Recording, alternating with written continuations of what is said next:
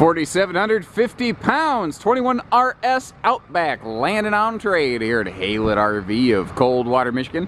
This is obviously one of those rear bed slide models, which is actually where Outback gets his name. A lot of people don't realize that in today's market because they have mostly adopted a more traditional design, but they're called an Outback because when they were created, the bed went out the back.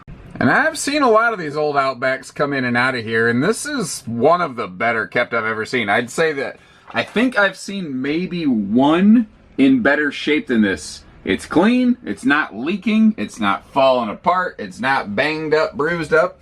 Obviously, someone did their due diligence as an owner and provided preventative care and maintenance to this RV exactly the way you're supposed to.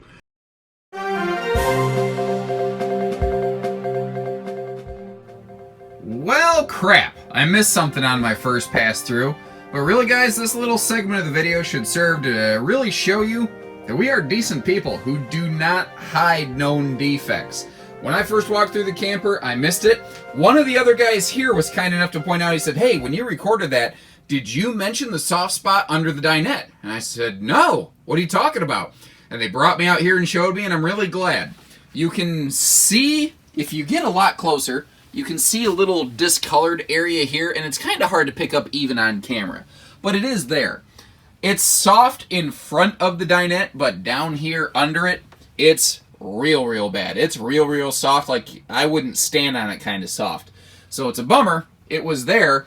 Looking around, I think whatever caused it was resolved. My guess is this is something that happened while the RV was in storage over a Midwestern winter.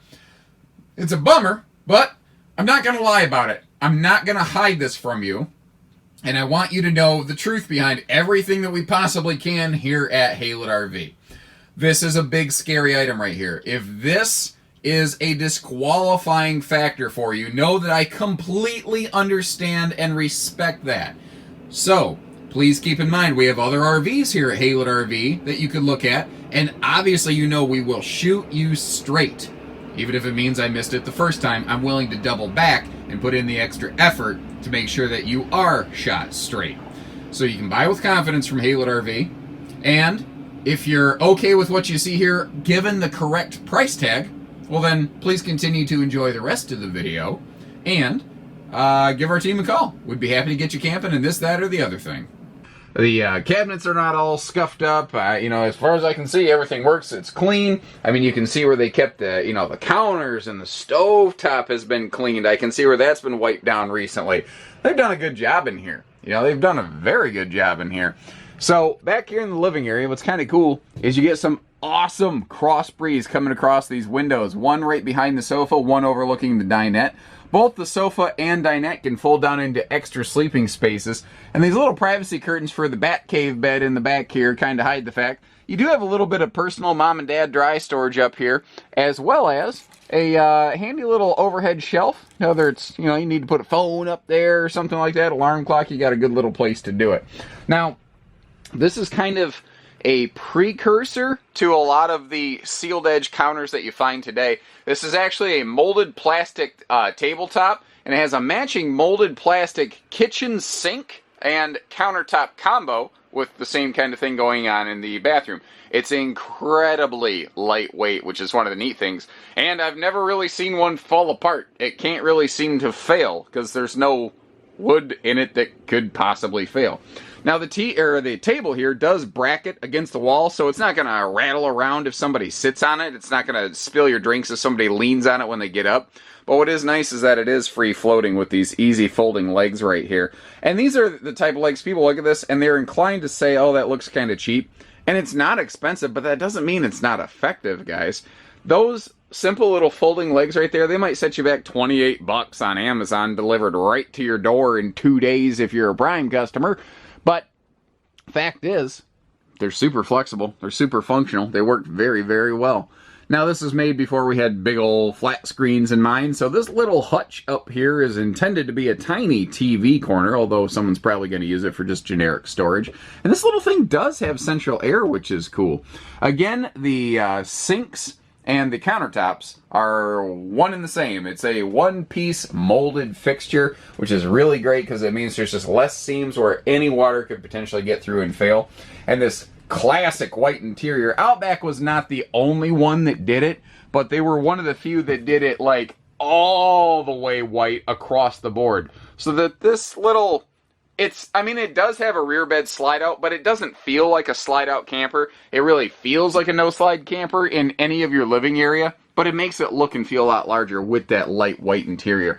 Up here, you've got a pair of what I call big kid bunks. They're a little bit wider. You've got nice hanging storage and an extra door down here for them, and you might notice how the lower bunk flips up out of the way.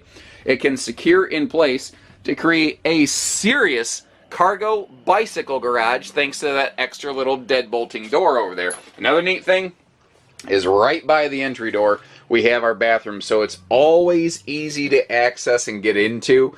You know, whether you're at a campsite and you don't want your kids to track dirt through the whole camper, which, by the way, have you noticed this RV is carpetless? There is no carpet here.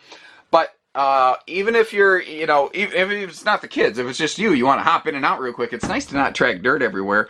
And I like how they also include on these classic Outbacks that little sink cover here in the bathroom so that you can actually have a place to like set some things down, which normally you would have absolutely no flat accessible counter space in a little bitty bathroom like this. And if you look at RV fossil records, that little flip down utility cooktop station with a little dog dish type sink, that is the, you know, predecessor to the modern outside kitchen. That's something that they had been doing for a long time in this brand. It's simple, but it's effective, and it occupies nearly no storage space whatsoever, you know. A full-size outside kitchen, often you have to like totally kill a bunk. I mean, you have to really plan for it. But that little flip-down job, it doesn't take nothing.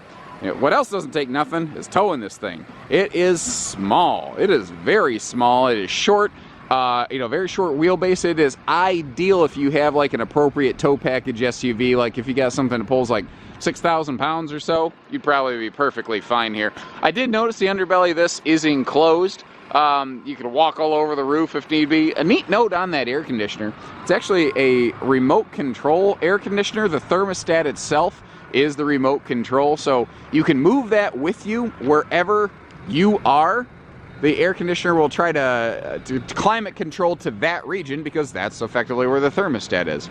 So it spooks people, but this is a manual rear bed slide. But if you've seen it in my videos, you know that I'm not a big Gold's Gym muscle-bound lug. I'm not working out with the Macho Man Randy Savage, oh yeah. I got chicken arms, ladies and gentlemen. If I can muscle this thing out, anybody can. It's not hard. It's really not hard. And the lack of power mechanism is another one of those things that helps keep this RV very lightweight. Now, it does look like the previous owners added a big extended 2-inch receiver hitch on the back so that they could add a bike rack without needing to sacrifice the spare tire mount on that rear bumper back there. And the awning's manual, but it looks to be in good shape. Really, guys, I don't see anything here that's super concerning. If I'm going to be ultra picky, just to try to be fair, I noticed that on the door, and only on the door, one decal had suffered a little bit of weathering. That's it. That's the worst I have to offer on this one. I think that's pretty good considering what we're looking at. So give us a call.